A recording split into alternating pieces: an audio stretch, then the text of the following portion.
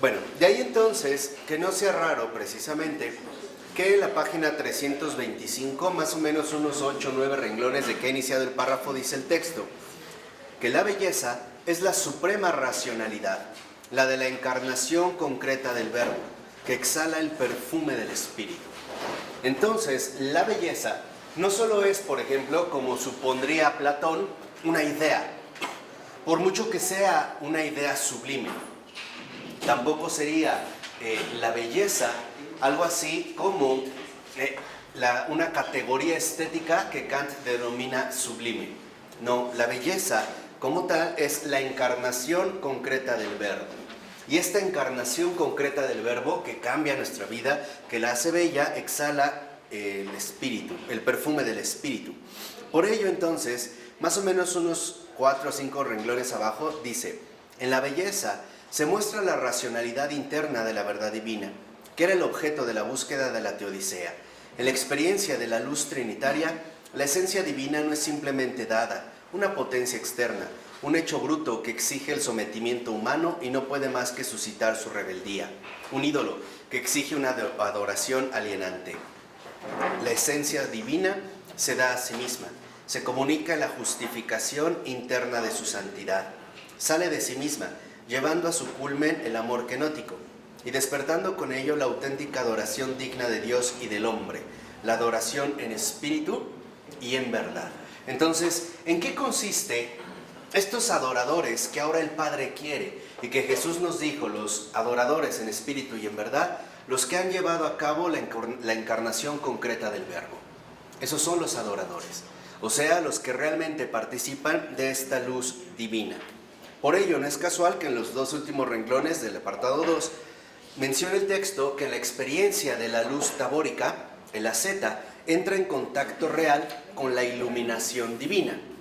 O sea, se trata de un contacto auténtico. Por ello, en la 326, al iniciar el segundo párrafo, dice: Florensky apoya siempre su argumentación sobre los hechos de la experiencia mística real del fenómeno que trata, recogiendo testimonios de la escritura y sobre todo de la literatura ascética oriental. O sea, aquí va a retomar de la literatura ascética y de la escritura. Más abajo dice, 3 renglones, son experiencias del sentido encarnado, de la realidad sacramental transfigurada, son intuiciones discursivas concretas, materialización empírica del contacto con los otros mundos. 3 renglones abajo. En este caso concreto, la visión de la luz es un fenómeno místico, una experiencia que está testimoniada en el Antiguo Testamento y cita Éxodo 34, 29, 35 y en numerosos ascetas cristianos. Florensky cita el conocido testimonio del coloquio de Motovilov con San Serafín de Sarov, donde el santo explicaba al primero que el fin de la obra ascética consiste en adquirir el Espíritu Santo. Entonces, cuando nosotros realmente somos partícipes de la filiación, en cuanto tal, estamos alcanzando la encarnación concreta del verbo. Y cuando realmente alcanzamos o participamos de la filiación, lo que estamos llevando a cabo es la encarnación concreta del verbo. O sea, la acción del Padre por el Hijo que realiza precisamente el Espíritu Santo. Y esta encarnación, esta filiación, en efecto, nos ilumina de una manera distinta, ¿no? Y esta iluminación, por ejemplo, se ve muy remarcada en el cambio profundo en nuestro modo de pensar, de sentir, de obrar. En una sola palabra hay un cambio de ser.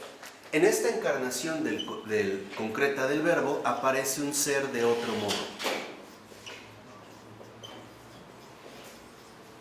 Emmanuel Levinas, este filósofo judío importante, él va a hablar de otro modo de ser, que lo lleva más hacia la cuestión de la justicia y la ética, la responsabilidad. Pero aquí, en términos mucho más esenciales, más fundamentales, se trata de un ser de otro modo. Hay un modo distinto, y este modo es el modo, como ya lo hemos visto, de la tercera persona. Por eso, si lo ven, en la nota 8 de esta misma página, dice, palabras de San Serafín de Sarov, dice, la oración, el ayuno, las vigilias Y todas las otras obras del cristiano son en sí mismas excelentes. Sin embargo, no son estas acciones el fin de la vida cristiana, aunque constituyen medios indispensables para alcanzarlo.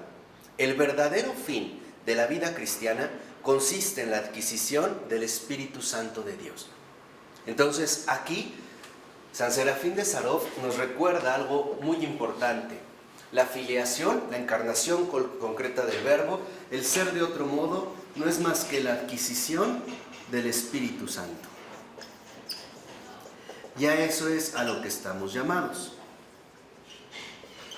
De tal manera que entonces el cristianismo no solo depende de una moralidad humanamente impecable, no solo se trata de cumplir preceptos, o como decía San Serafín, ¿no?, de hacer mucha oración, ayuno, vigilias y todas estas prácticas. Dice, no, son muy buenas, pero no es el fin que se persigue. En realidad, la oración, el ayuno, las penitencias no son más que medios para favorecer la adquisición del Espíritu Santo. Este ser de otro modo, cuya encarnación concreta del Verbo, lo que en realidad manifiesta es nuestra auténtica filiación. O sea, nuestra filiación en tanto hijos de Dios. Por eso dice a continuación, cualquier buena acción hecha por Cristo, fíjense, cualquier buena acción hecha por Cristo, no solo nos procura una justa recompensa en la vida futura, sino que también en esta nos llena de la gracia del Espíritu Santo. Entonces, aquí ya San Serafín de Sarov se había dado cuenta precisamente que una buena obra hecha por Cristo, por Él, lo que dijimos en esta estructura espiritual del amor cristiano, no solo a nosotros nos conduce a la obtención de un futuro excelente, el cielo, como le llamamos. No, sino que también ya en el presente nos permite participar de esta gracia. Ofrecerle nuestro día, por ejemplo. Pero por Cristo. Sí. Por eso decía el Padre Pío, que aunque uno hiciera una obra a los ojos de los hombres excelentes, no sé, construir 100 hospitales con la mejor tecnología, decía el Padre Pío, si no fue por amor a Cristo, es inútil. Es inútil, porque lo único que va a alcanzar es el reconocimiento humano. De ahí entonces que ahora de lo que va a hablar precisamente Florensky es que esta adquisición del Espíritu Santo es, por así decirlo, el fuego nuevo. Nos vemos encendidos en la llama de amor, tal y como ocurre en la celebración de la liturgia pascual, ¿no? Se elabora el fuego nuevo y después los cirios se van acercando, comenzando por el cirio pascual, unos a otros, transmitiendo este calor, precisamente esta llama. Por eso entonces, si nos vamos a la 328, al inicio del segundo párrafo dice el libro, para percibir realmente en efecto, o sea, para que esta percepción del fuego nuevo sea concreta, dice hace falta una hipótesis, una teoría, sin la cual las experiencias que no abandonan su carácter de dato ciego no sirven para salir del escepticismo. O sea, también nosotros tenemos un respaldo teórico. Hay una base teórica, no es algo, como nosotros dijimos, enteramente irracional o que se limite al ámbito estrictamente emocional del sujeto. No, nuestra fe no es de ninguna manera irracional. Ahí está el logos también, en una dimensión mucho más amplia que la nuestra, pero no está, vamos a decirlo así, exenta de esta presencia. Por eso en la cita dice, en los 3 primeros renglones, para formular esta hipótesis que contradice netamente las normas del entendimiento, era necesario vivir en las profundidades de la Santa Trinidad. Era necesario ser el Hijo de Dios. Entonces, el Hijo de Dios es este fuego nuevo. Es Él, el Hijo de Dios, el que hace posible que nosotros también participemos de esta filiación. Es por Él. Y en la 329, en los 3 últimos renglones de la cita, dice, fuera de Cristo, la hipóstasis de la Trinidad es imposible. Por consiguiente, la visión absoluta lo es también. O sea, nosotros, fuera de Cristo, no podemos acceder al amor. No podemos realmente acceder a este amor extraordinario, a este amor total, a este amor divino, a este amor Dios, a este Dios amor que se ha manifestado y encarnado en el mundo. Ahora, cuando esto ya quedó claro, entonces En la filiación, Florensky va a dar un paso más y ahora va a hablar del testimonio, que es la otra parte que yo les decía que resulta sumamente importante para nosotros. Perdón, cuando dice por consiguiente la visión absoluta lo es también. ¿Qué quiere Imposible. decir? No hay salvación. O sea que por Cristo no podríamos alcanzar realmente esta visión plena de la verdad. Y lo podemos ver en los filósofos. Aunque tengan, ¿no?, un gran intelecto, si no es por Cristo y con Cristo, no pueden acceder a esta iluminación. Sería imposible. Ahora viene lo del testimonio. ¿Por qué es tan importante? Porque en efecto la cuestión del testimonio nos lleva a nosotros a entender el carácter radical del amor cristiano. Este va a ser uno de los puntos centrales de toda la obra de Florensky. Fíjense, en el primer párrafo, en los 3 últimos renglones, dice el libro: el escrito sobre el testimonio, que él le tituló Los Testigos, constituye sin duda una de las cumbres de toda la teología de Florensky, y especialmente de su reflexión sobre la santidad. Entonces, este es uno de los temas clave en la obra de Florensky, el testimonio, o sea, los testigos, también como él le llama, ¿no? Este testimonio que también nos va a dirigir a nosotros a la aparición de los testigos. Estos testigos, en último término, no son más que los verdaderos hijos de Dios. O sea, los que sí son hijos de Dios en la verdad, en la plenitud precisamente de esta verdad. Ahora, ¿cómo comienza? Aquí hay que poner mucha atención. Al iniciar el otro párrafo dice el texto: comienza Florensky constatando cómo todo sacramento es un conjunto entero, en que se realiza en las secuencias rituales de sus ceremonias. O sea, el sacramento conlleva una multiplicidad de partes que configuran a su realización o que contribuyen a su realización. Desde cuando iniciamos en el nombre del Padre, del Hijo y del Espíritu Santo hasta la bendición final, todo eso es importante para la realización del sacramento. Es una preparación de un acto único, no son adornos, sino que en realidad nos llevan a nosotros a una verdadera disposición. Un ejemplo muy sencillo: ¿por qué primero es la liturgia de la palabra y después la liturgia eucarística? Porque primero mostramos una disposición interior. Si no estás dispuesto a recibir la palabra, menos recibirás el cuerpo. Tiene una secuencia, no es meramente gratuito. Por eso dice a continuación: ellas, o sea, estas secuencias, son las que en su conjunto realizan la posibilidad del sacramento. O sea, aquí, ¿no?, las secuencias rituales que vivimos forman parte de la realización del sacramento. Dice en la 330, más o menos 7 renglones abajo: es cierto que la presencia del sacramento es establecida por la conciencia habitual, por la presencia de las mismas acciones que lo llevan a cabo. O sea, como que nosotros vemos que el sacramento se realiza mediante un determinado orden. Ahora dice Florensky: pero ¿cómo nos damos cuenta o cómo nuestra conciencia percibe que ahí se está realizando algo distinto a lo que vemos? O sea, dicho de manera más tajante, dice Florensky: ¿de qué manera la conciencia percibe el mundo invisible que en la realización del sacramento no se ve? Pero también va a mencionar Florensky otro aspecto. Lo dice 4 renglones abajo. Dice: pero la cuestión es ¿por qué la conciencia refiere la serie evidente de los ritos a un límite trascendente? Dice Florensky: ¿por qué precisamente la conciencia creyente reconoce en general la realidad del otro límite, de la otra orilla, del lado del ritual que está dirigido al otro mundo? O de otro modo, ¿por qué estamos seguros de que el sacramento incluye la realidad mística? Fíjense, aquí Florensky se coloca en un punto central. ¿Por qué la conciencia creyente está tan seguro? La conciencia creyente, ¿por qué está tan seguro que ahí se está realizando plenamente un acto místico? Bueno, veremos como un don de la fe, pero veremos que tiene profundidades muy hondas. Fíjense, al iniciar el otro párrafo dice: la garantía de la realización del sacramento para quien no ha tenido la experiencia directa de su realidad mística está constituida por el testimonio de algún testigo. Entonces, fíjense aquí la diferencia. Cuando nosotros, dice Florensky, apelamos a la realidad sacramental de la que formamos parte, en realidad también es porque estamos apelando a la experiencia concreta de algún testigo. Por ejemplo, esto es lo que hace que la iglesia tenga una tradición, y ya la habíamos visto en algún momento.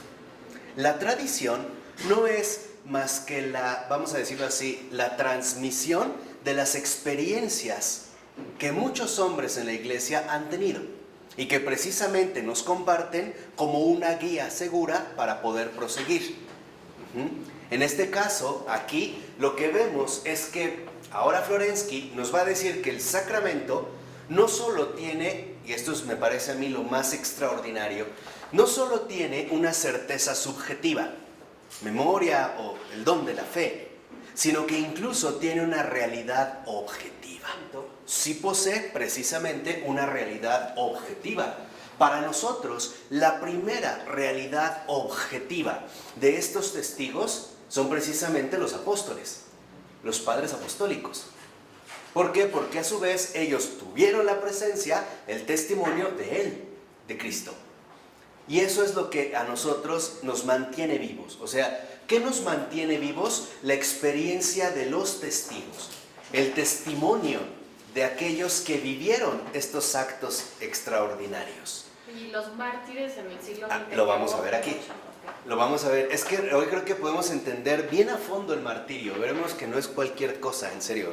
Yo creo que sí es como por eso no es casual que los mártires sean la corona del crucificado. Ahorita vamos a entender por qué. Pero dice a continuación, es el testimonio el que en último término establece el vínculo del ritual con la realidad del sacramento. O sea, el testimonio y los testigos en tanto realidad objetiva son el vínculo real con el sacramento. Tenemos nosotros ya una base previa que se ha vivido y que de hecho no solo se ha vivido, también se ha transmitido. Por eso dice a continuación, nace por tanto en el interior del culto el concepto y la necesidad del testigo del sacramento. El testimonio constituye para Florensky uno de los principales conceptos directivos de la filosofía del cristianismo. Entonces, una vez que ya analizamos la estructura, espiritual del amor cristiano, ahora nos vamos a concentrar en la realidad plena o consumada del testimonio. ¿Quiénes son los que dan testimonio de esta encarnación concreta del verbo o filiación? Los testigos. Por eso nosotros tenemos fuentes a las cuales recurrir para conectar el sacramento que se realiza y nuestra propia realidad creyente. Nosotros también creemos por otros. Claro. Lo que dijimos. Exacto, es por otro. O sea, en pocas palabras, la fe no es propia, es una fe compartida. Por eso es que nosotros también necesitamos el vínculo esencial con los testigos.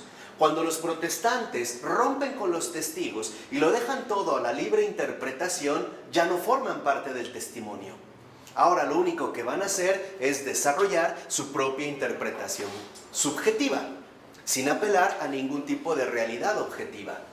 De tal manera que, como lo pusiera de manifiesto el filósofo Maurice Blondel, dogma y tradición van de la mano. ¿Qué es la tradición?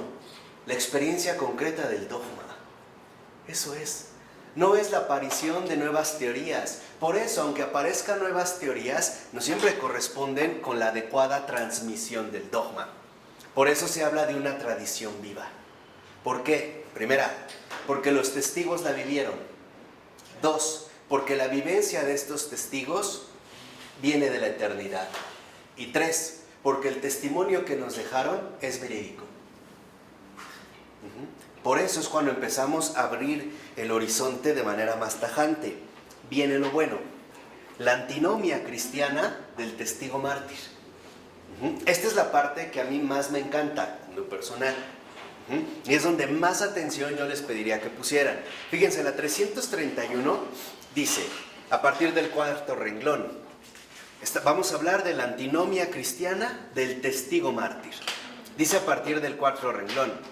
Florensky aborda el estudio etimológico del término testigo, mártir, ¿no? Ahí está en griego, mártir, que contiene en sí una antinomia muy rica en significado. Entonces, ahora, cuando ya habla de los testigos, en un primer momento Florensky va a analizar a fondo la propia palabra mártir. Va a comenzar por su estudio etimológico, o sea, nos va a poner al descubierto las raíces profundas de la palabra. Dice, las lenguas modernas no disponen de un concepto único para expresar el contenido de esta palabra, que ha sido vertida en dos conceptos diversos. El del testigo, que es el sentido primario en griego, subrayando la idea de la convicción de la verdad, y el de mártir, que subraya la idea del sufrimiento y de la muerte, y pone más el acento en los tormentos del mártir que en su testimonio de la fe. O sea, hoy cuando hablamos de mártir, en efecto, ponemos más el acento en lo que sufrió, o en el cómo murió, o en lo que padeció, que en la esencia misma del mártir. Entonces, lo primero que nos va a mostrar Florensky es que el mártir no es mártir por su martirio, por sus sufrimientos, sino es mártir por su propia situación personal. Todos, cristianamente hablando, estamos llamados a ser mártires. ¿Por qué? Porque no todos estamos llamados a morir, por ejemplo, en una plancha como San Lorenzo, o a morir atravesado por flechas y espadas como un San Felipe de Jesús. No, el primer martirio cristiano consiste en morir a sí mismo. Y esta muerte cuesta, esta muerte duele, esta muerte se padece, no es sencillo. Y dice a continuación, en 2 renglones abajo, dice Florensky, ¿acaso el mismo sufrimiento del testigo de la fe es algo externo, casual, que no entra necesariamente en el concepto del testimonio cristiano? El martirio posee un significado solo biográfico e histórico, pero no ontológico y nociológico. O sea, hoy pensamos en un mártir haciendo referencia a cómo murió, pero en realidad el mártir, lo primero a lo que nos dirige es a la realidad de su ser, dejando el modo en el cómo muere para un término posterior. Este es, digamos, la primera reorientación a la que nos dirige Florensky. No es lo principal el modo en el que murió el mártir, sino lo que vivió.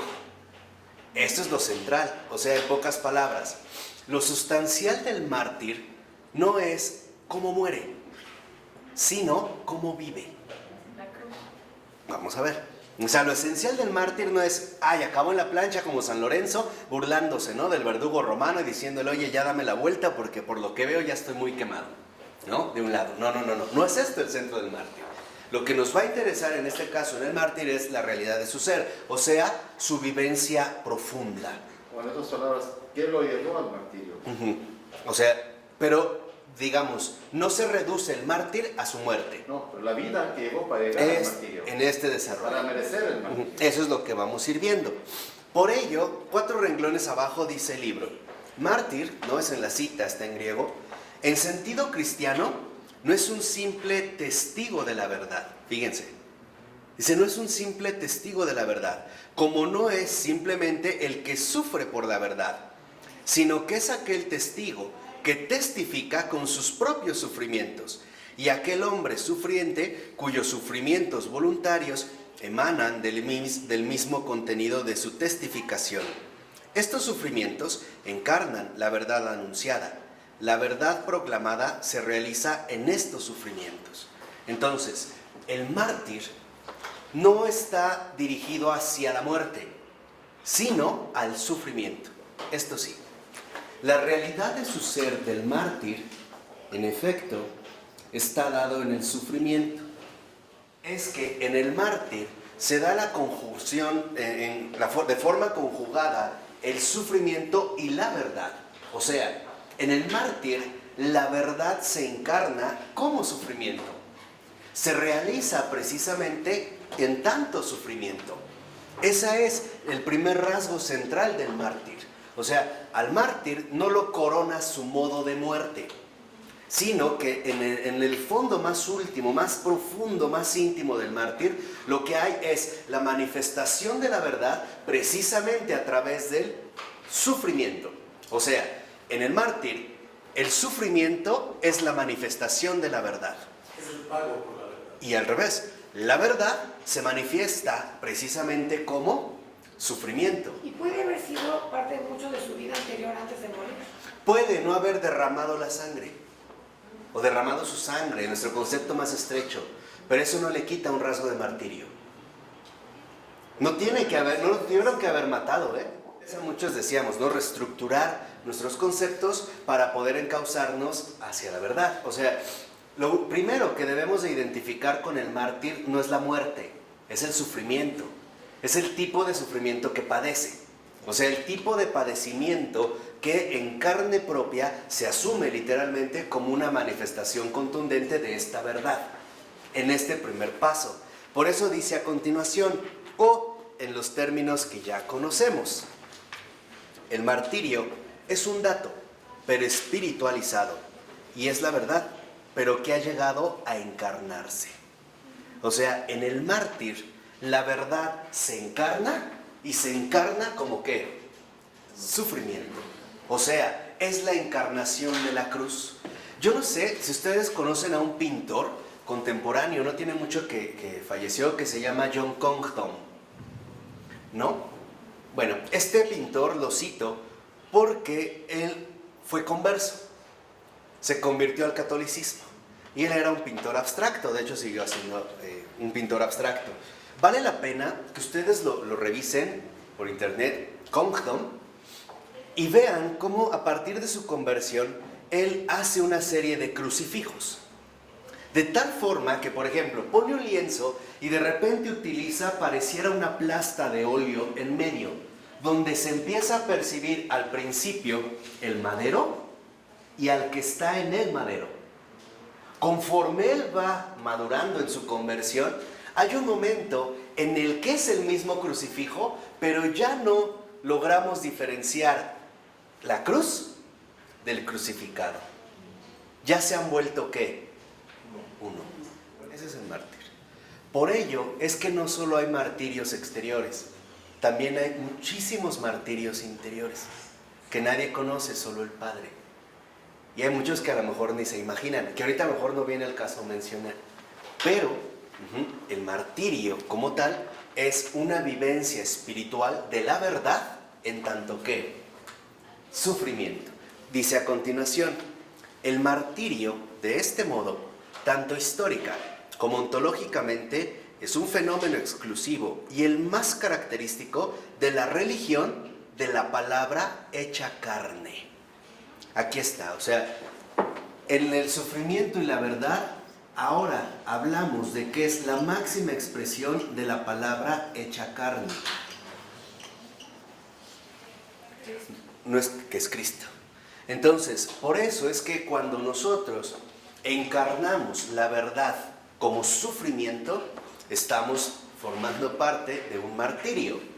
O sea, de la encarnación de la palabra en nosotros que se ha hecho carne y que se ha hecho, por ejemplo, carne doliente.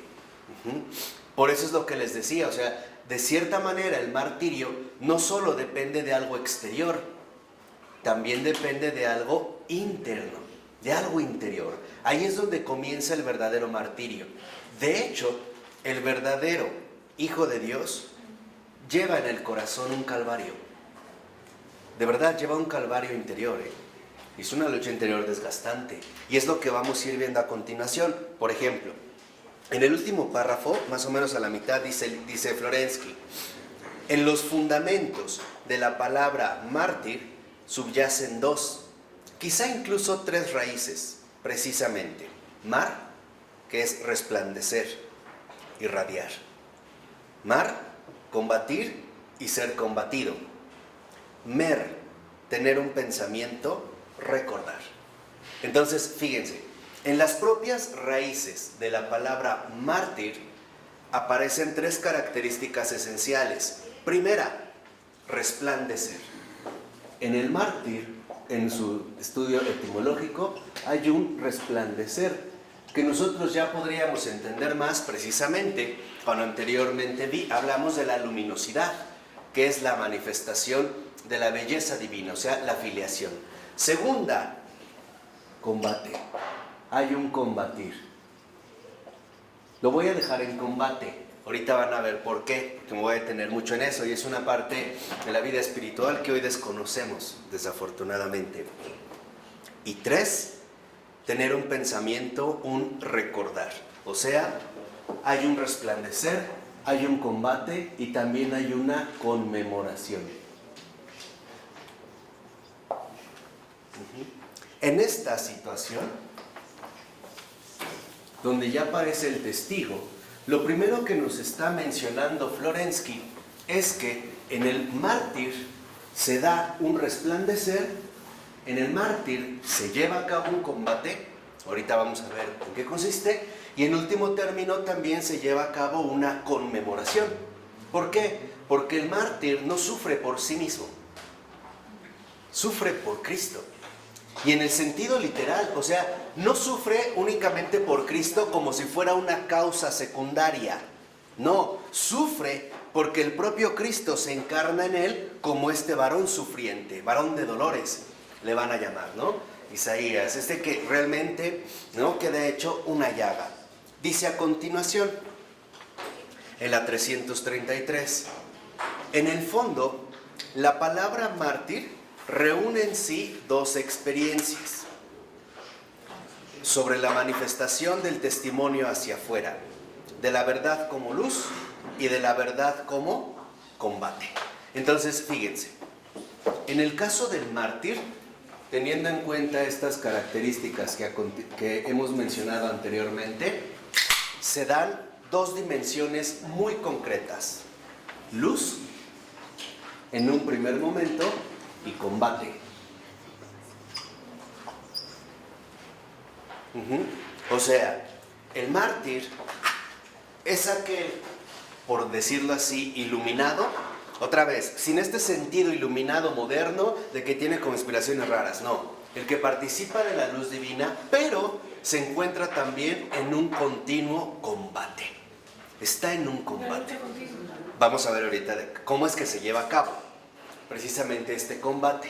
Entonces, lo primero es que el mártir es, por así decirlo, el combatiente iluminado, o bien aquel cuya iluminación lo lleva literalmente a mantener un combate. Esas serían las dos primeras características. El mártir se distingue, como dijera San Anacleto González Flores, este extraordinario santo mexicano. Él diría que el mártir es aquel que lleva a cabo dos cosas. Primero, se gana las sonrisas del cielo. Y 2, se provoca las palizas del infierno. Así lo definió. Ese es el mártir. Creo que ahí queda muy claro, ¿no?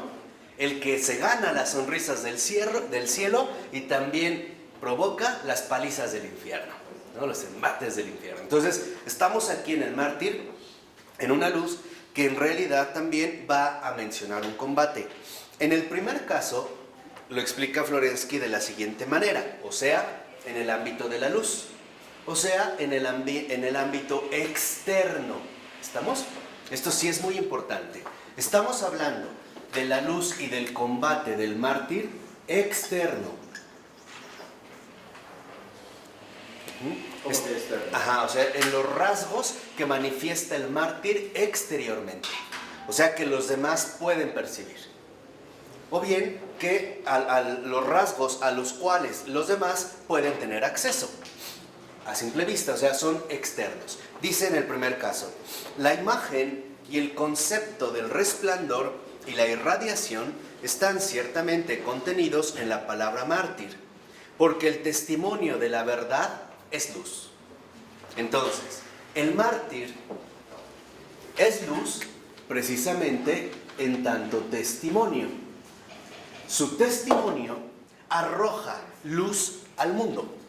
Por ejemplo, cuando antiguamente en Roma llevaban a muchísimos cristianos, ¿no?, a matar, estos mártires, lo primero que les llamaba la atención a los romanos es cómo podían ellos, familias enteras, ir cantando, danzando, fueran niños, jóvenes, ancianos o de la edad que fueran, y fueran con un rostro tan resplandeciente.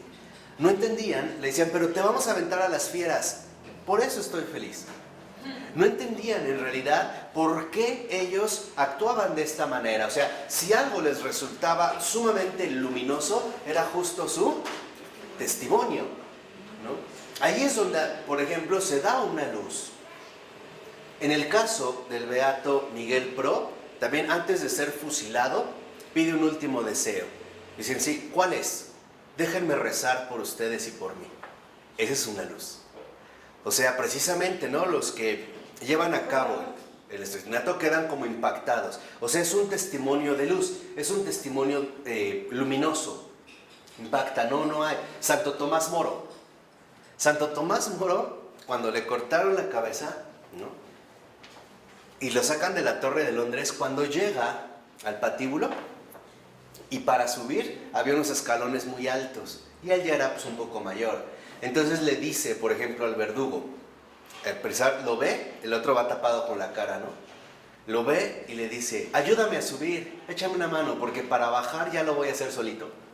De verdad, es la última molestia que te doy. Fíjense, desde ahí este tacto, ¿no? Se sube, le ponen y le dice al verdugo, el verdugo lo relató, le dijo, oye, mira, mi cuello es grueso, te sugiero que le des bien en medio, para que no quedes mal ante los demás. Y le dijo, y no te preocupes, yo no te guardo ningún rencor, no es culpa tuya. Ahí tenemos, otra vez, un testimonio lleno de ¿qué? De luz. A esto es a lo que se refiere. Dice a continuación, esta representación de la verdad como luz y de la luz como verdad está enraizada en las esferas más profundas de la mística, y desde aquí ha influido una innumerable cantidad de veces en la lengua y en el pensamiento, comenzando por la metafísica religiosa divinamente inspirada y acabando en las metáforas de la vida diaria. O sea, también para nosotros, por ejemplo, este testimonio de luz se convierte en una especie de indicador sobre cómo debemos vivir, o por lo menos cómo debiéramos vivir. O sea, se convierte en una indicación de vida, en una realización de la verdad. De tal manera que esta luz, en tanto testimonio, en efecto, lo que hace aparecer es la verdad como resplandor, ¿no? Ahí algo ha resplandecido, ahí algo se ha precisamente iluminado, ahí se ha dado un testimonio cuyo resplandor de la verdad emerge precisamente como luz. Este es el primer paso. Viene el otro paso, que es el paso del combate. Entonces dice a continuación, el segundo aspecto sintetizado en la palabra mártir es el de la lucha y la muerte. Entonces, el mártir, fíjense, en el combate, a su vez, están involucrados dos aspectos. El combate como lucha y el combate a muerte. Y esto es algo muy serio. ¿Por qué? Porque el mártir está llamado finalmente a luchar hasta la muerte. Su combate, su victoria, llega únicamente con la ¿qué? Con la muerte. Igual que Cristo. Hasta ahí es a donde va a llegar. O sea, él sabe que su lucha del mártir no termina con un triunfo mundano, sino que termina con el triunfo divino. O sea, compartiendo la muerte de Cristo. Por eso, cuando a San Ignacio de Antioquía lo llevaban al martirio y su comunidad que tanto lo quería oraba por él para que lo liberaran, y sabiendo Ignacio de Antioquía que las oraciones del pueblo tienen un enorme peso sobre el Padre que está en los cielos, en una de las cartas que les manda les dice, hijos, les ruego, dejen de orar por mí, no me arrebaten la palma de la victoria. Fíjense, esto es muy llamativo. O sea, él sabe que en efecto la lucha que ha emprendido y lo lleva encadenado en la persecución, en último término, a donde va a conducir es a la ¿qué? A la muerte. Y sus discípulos oran para que no lo maten. Él dice, no oren por mí. No es esto lo que tienen que hacer. Déjenme. déjenme llegar a la meta, porque la meta de mi martirio, la meta de mi lucha es justamente la muerte. Esto es, dijimos, en un ámbito externo. También hay una muerte interior, que alguien que la conocía muy bien fue San Pablo de la Cruz.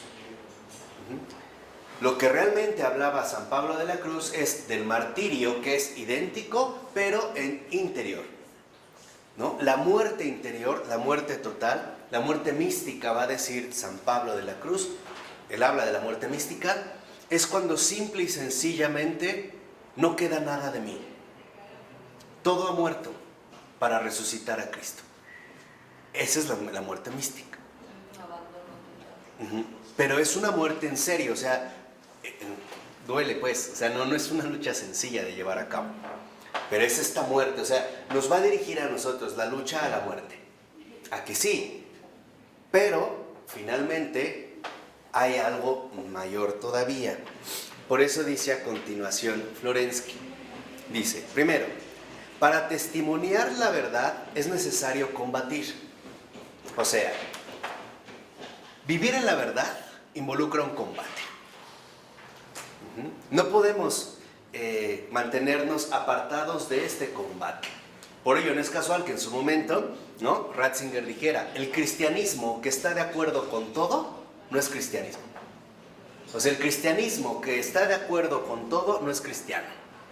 ¿Por qué? Porque estamos llamados en efecto a librar un combate. Dice a continuación, ¿qué vamos a combatir? ¿Qué es lo que estamos llamados a vencer? Dos cosas: las sombras de la ignorancia y la mentira. Entonces fíjense, a su vez, en esta lucha es la lucha contra la ignorancia y la lucha contra la mentira. Y es un combate a vida o qué, a muerte. Por ello, no es casual decir que cuando en el mundo aparece un converso, el infierno le ha declarado la guerra. Ustedes vean las vidas de un converso. Un converso después tiene unos ataques durísimos.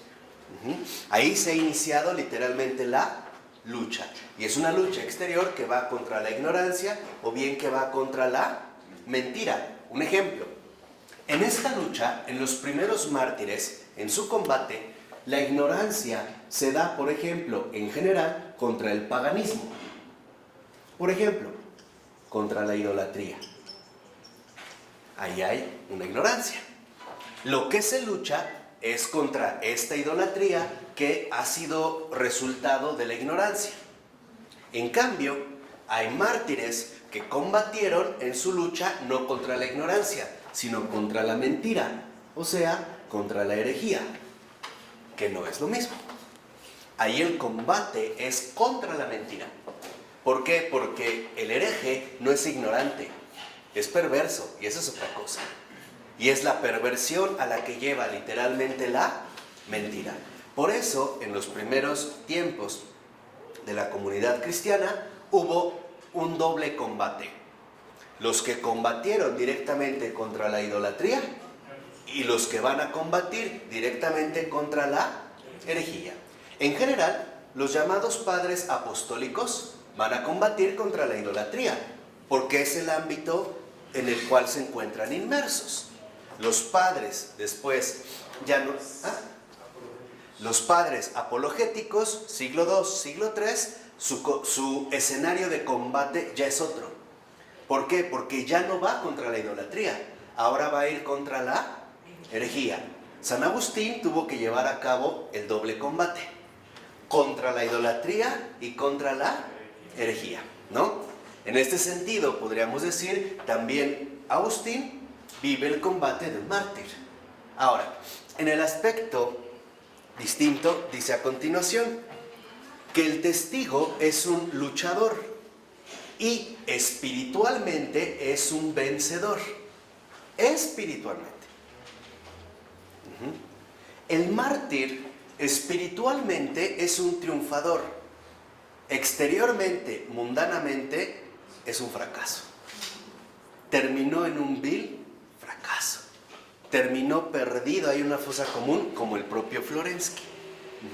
Todo va a parecer en realidad inútil, aunque espiritualmente sea justamente un vencedor. Entonces, en la ignorancia y la mentira, la lucha se da en dos frentes, contra la idolatría y contra la herejía. En los tiempos contemporáneos también estamos en este doble combate. Lo peligroso es que están aliadas. Antes estaban definidas. Hoy el hereje se hace pasar por el más ortodoxo y el idólatra se hace pasar por el más adorador. Hoy es mucho más sofisticada, pero el combate no se ha terminado. Ahora, A ver, explícanos ¿Cómo se oye el hereje y el idólatra? ¿Cómo actúa hoy en día el hereje y el idólatra? hoy el hereje, él no defiende la mentira. Él va a decir que está en contra de la mentira. Exactamente. O sea, cuando se meten a esta bola de cuestiones que existen. A ver, te lo voy a poner claro. Antiguamente, el hereje se enorgullecía de ser un hereje. Toda la gente sabía que ese era un hereje. Hoy en día, los herejes dicen que son todo menos herejes. No aceptan que están en la mentira. Ahora la estrategia ha cambiado. Ahora ellos propagan la mentira hablando según en nombre de la verdad. Piensa en todos estos pastores que han surgido, ¿no? Ridículos. Reclaman la verdad, tal, pero en realidad están propagando la mentira.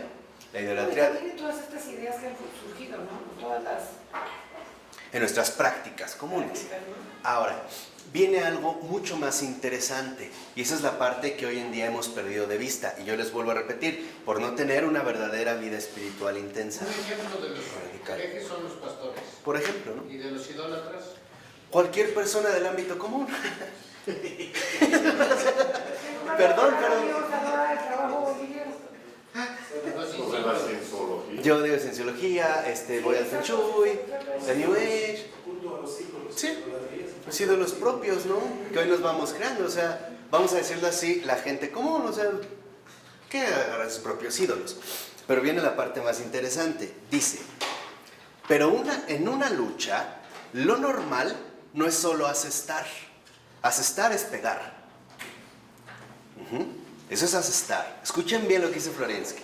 En una lucha, no solo lo normal en una lucha, piensen en un round de box. Lo normal en una lucha no solo es que pegue, dice a continuación, sino también recibir golpes. Ahí está la clave del martirio. Y esto es lo que hoy desconocemos. En esta lucha que se da en nuestros combates, esta muerte también se mezcla en la lucha porque aquí también se mezcla el recibir golpes.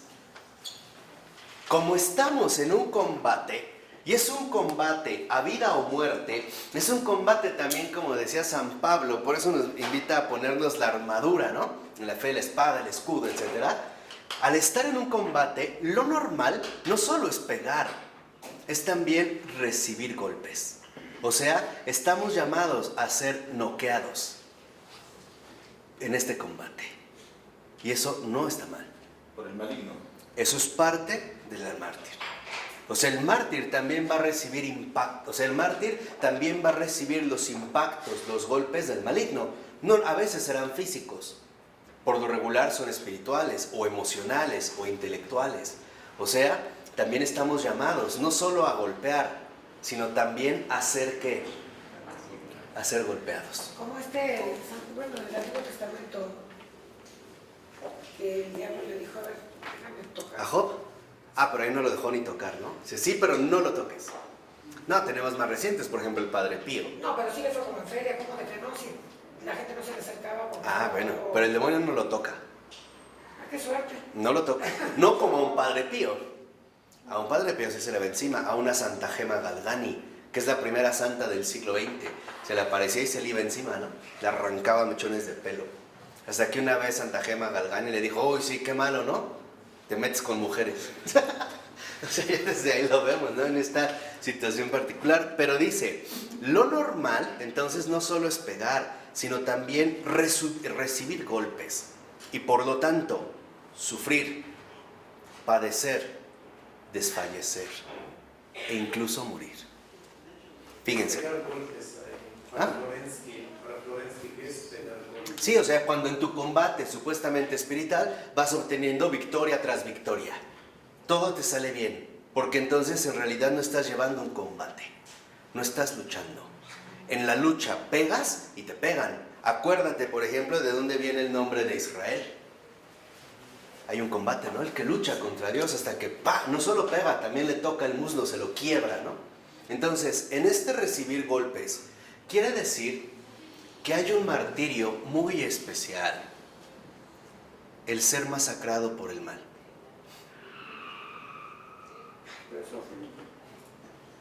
Pero no es que queramos.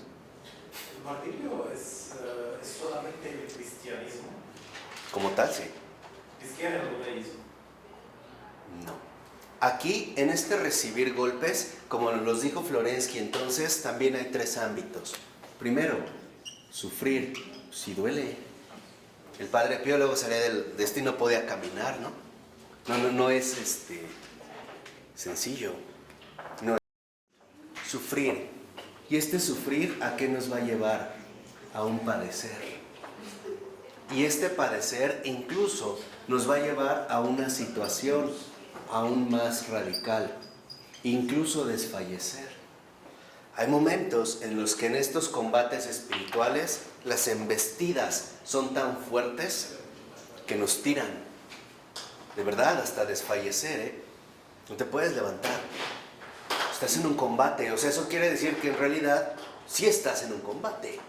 No solo estás golpeando. Si no te golpean, te lo voy a decir así, estás luchando con tu propia sombra. Como los boxeadores cuando entrenan, ¿han visto? ¿No? Que hacen su sombra. No estás peleando. Todavía no estás en el combate. Todavía no sabes lo que es que recibir golpes. Todavía no sabes realmente lo que es ser masacrado, remolido, a sufrir, padecer e incluso hasta ¿qué? Hasta desfallecer. No por eso los herejes rechazan el cristianismo. Bueno, rechazan el martirio cristiano. Ellos no lo reconocen. No es necesario. No por miedo. E incluso también veremos que este desfallecer, en efecto, muchas veces el resultado justamente es morir.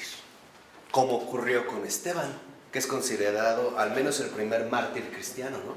El propio mártir, Esteban. Vemos cómo literalmente lo masacran con piedras. No es un juego, o sea, y este piedra se siente, o sea, no le están echando bombones. Es el dejarse incluso remoler. Y perdonar del último momento. Incluso en este proceso. Anacleto González Flores lo martirizaron muchísimo y le decía al que estaba al lado, ánimo, no te des por vencido, esto se va a acabar pronto, ¿no? Ellos nos matan, pero nosotros ganamos. Fíjense, o sea, desde que le arrancaban las uñas, por ejemplo. Ay, qué horror. ¿No? Entre otras cosas, Anacleto González Flores. Pero aquí lo que sí quiero que entiendan es esto, o sea, cuando uno realmente es llamado al martirio, uno muere de sufrimiento, en serio, no es un juego, uno muere de sufrimiento, hasta estos desfallecimientos. Ustedes véanlo, por ejemplo, Teresa de Jesús, ¿cuántas veces no quedó como inconsciente? La daban por muerta, la daban literalmente ya por muerta, ¿no? No se podía levantar, no podía a veces caminar, o a veces hay un dolor, o sea, el martirio no solo involucra, por así decirlo, la falsa vanidad, o mejor dicho, esta vanidad engañosa de que soy un mártir y venzo siempre. No es cierto. El verdadero mártir también sabe lo que es ser doblegado, lo que es ser noqueado y mandado a la lona, porque realmente con el que está combatiendo es una fiera. No, además, si no sucede así, en realidad no es mártir.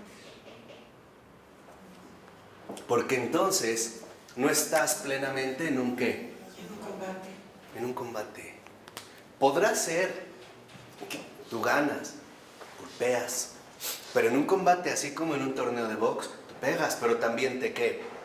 Te pegan y a veces te mandan a la lona, te tiran. Y a veces te tienen que poner airecito y soplar y masaje y agua y pomada. porque si terminas, o sea, literalmente golpeado. Y ese es hoy en día el martirio que nadie quiere.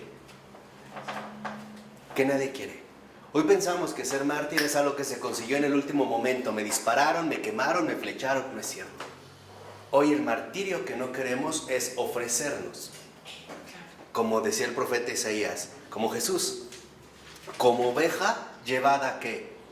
Al matadero. Sin abrir, ¿qué? La boca. A veces el Padre Pío salía de joven, ¿no? Con sus amigos, de niño. Y salía triste, ¿no? Y así. Y entonces les decían, ¿qué tienes? Y el Padre Pío les decía, uno de ustedes, por la mentira que dijo ayer, a mí me vinieron a golpear. En pocas palabras, hoy no estamos dispuestos a dejarnos masacrar por el bien de los demás. Por eso, en último término, el verdadero sustento del mártir es el amor. El amor que reconoce incluso sus propios desfallecimientos, sus propias caídas, sus propios padecimientos y sufrimientos. Hoy nosotros, fíjense, y con esto vamos a terminar, hoy nosotros estamos muy dispuestos, muy cristianamente dispuestos a que los demás se sientan bien. Pero hoy prácticamente nadie está dispuesto a sentirse muy mal por los demás. Hoy no queremos eso. Y se trata en realidad de dos cosas bien distintas. Y nos los va a decir Florensky. Este tipo de martirio que nos remuele hasta morir, incluso hasta desfallecer, hasta decir, Dios mío, no puedo más, hasta aquí. El siguiente paso es morir. Hoy es el que no asumimos. Y este es, de hecho, el principal martirio de Pavel Florensky. Por ello no es casual que su martirio externo, físico, no se registrara. Se supo muchos años después que fue fusilado de Pavel Florensky, el que estamos estudiando. Sí, ¿no se supo?